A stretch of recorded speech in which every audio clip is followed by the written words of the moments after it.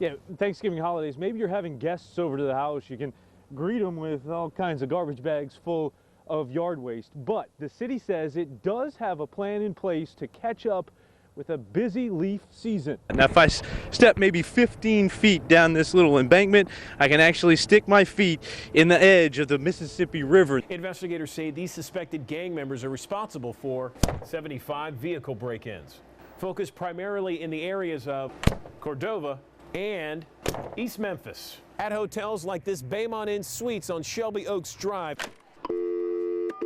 We worked the phones trying to poll current city council members, citing ethical and legal reasons. None we spoke with were willing to reveal how they might vote 2 weeks from now. This bill would allow anyone with a handgun carry permit to pack heat in parks, playgrounds, and other recreational areas. This gun is fake, but real guns could be showing up if this bill is signed into law in parks just like this one. He thought this style of debt recovery might be illegal, but for the most part, it's not. She noticed a domestic dispute in the middle of the road.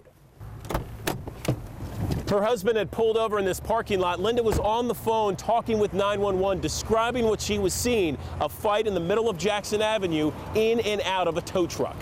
The last thing she remembers, walking over to this sign, telling 911 her location, Jackson Avenue and Towns. Then she was hit.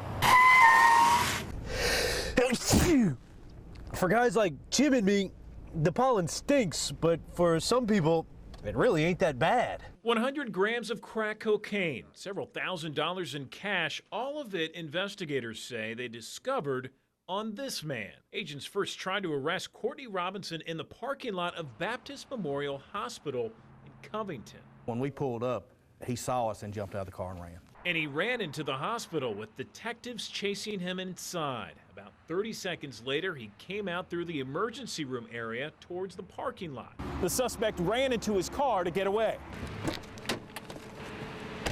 Investigators say he rammed a deputy's cruiser as he fled the scene.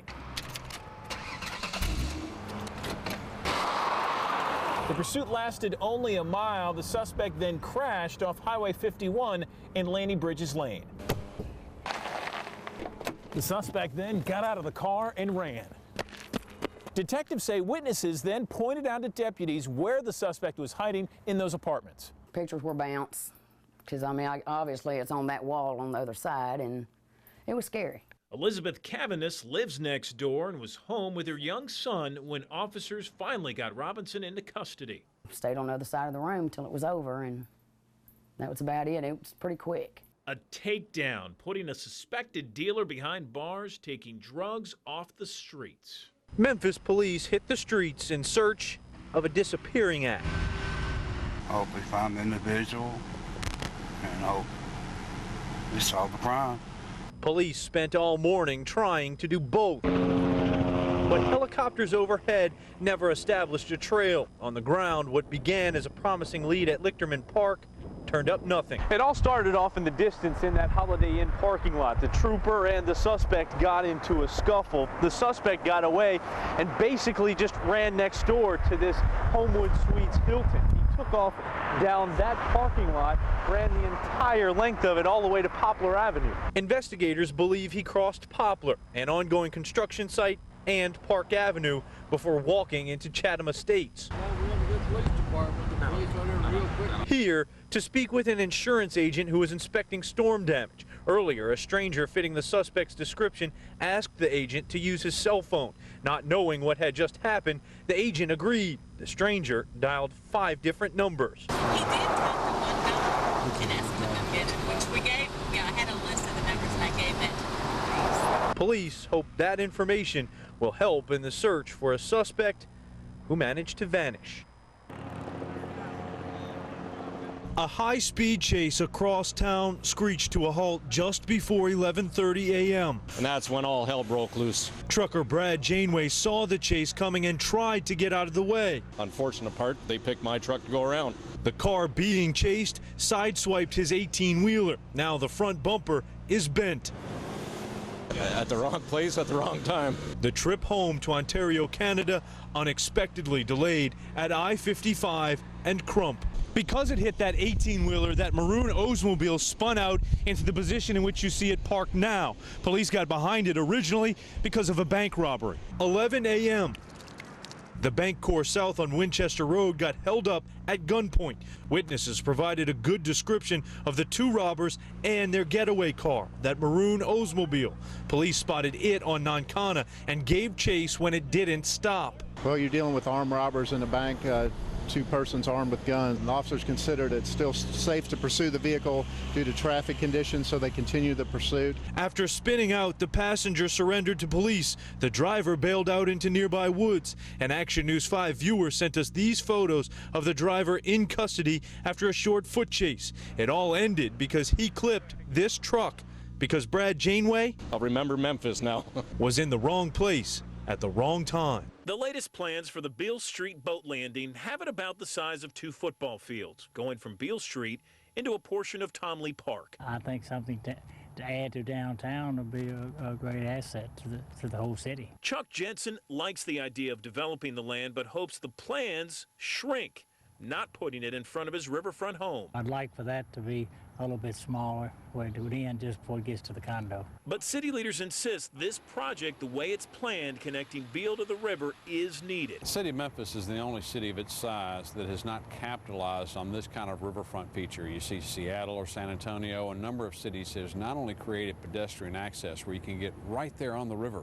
but also in a place that's centrally located so that people will go to the river. I just don't think this is the best way to do it, the best plan. Virginia McLean runs Friends for Our Riverfront and insists the development is good, but the Beale Street landing infringing on Tomley Park is not. This park is really beautiful, and it's a real greenway along the river.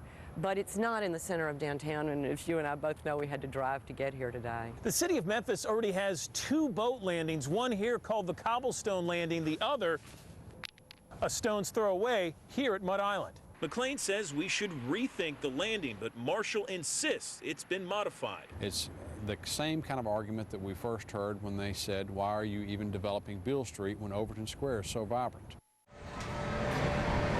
Despite cloudy skies and light rain showers, the wheels keep spinning at this year's Spring Fest in South Haven. We have the whole bodysuits and the ponchos and the raincoats and the umbrellas. With rain gear afoot, many folks aren't going to allow the threat of severe weather to dampen their day of food and fun. Well, we'll hide out under that tent. If it gets really, really bad, there's some concrete houses over there, or there's some sheds over there that we can go to.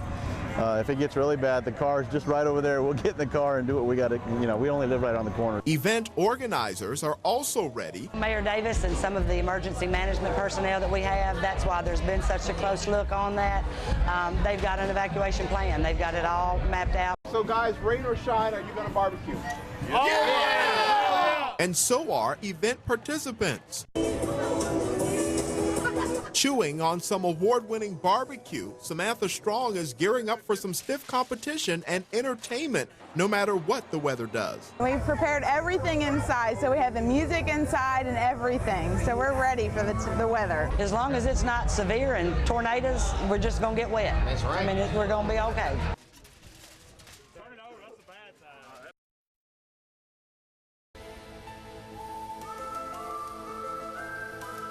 I looked up in the sky and saw the big black thick circle.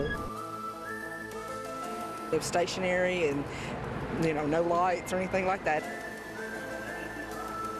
I stayed there for about 20-30 minutes and then it started disappearing. On a small country road, across a green pasture and above a not so distant tree line. Pretty strange.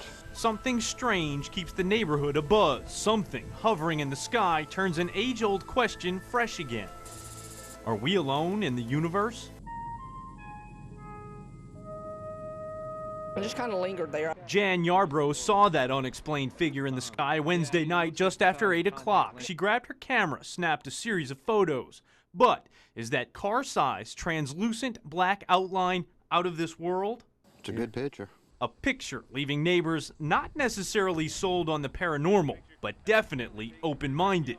Watch for little green men, I guess. Stuff's been getting in that garden back there, but we figured it was coons. Now it may be something different. Different? Sure. But extraterrestrial? Doubtful, says Jan. I'm sure there's an explanation that's simple, but it was just interesting. Just looking for some logic in a close encounter. Only a game for most. What would you do if you found $3,000? Give it to charity. The question is a reality for Kennedy Morton. I would turn it in without a doubt. An answer he's already proven. With a fare from the Peabody Hotel to the Hampton Inn in Bartlett, a fare he'll never forget. The conversation we had was about morals and values in today's world. The conversation would turn into a test. 3 hours after the ride, he found a billfold at the base of the sliding back door, complete with ID and cash. Brand new crispy $100 bills with the new smell to them and everything, fresh off the press. He counted $3,000. I said, oh my God, I need to get this back to her.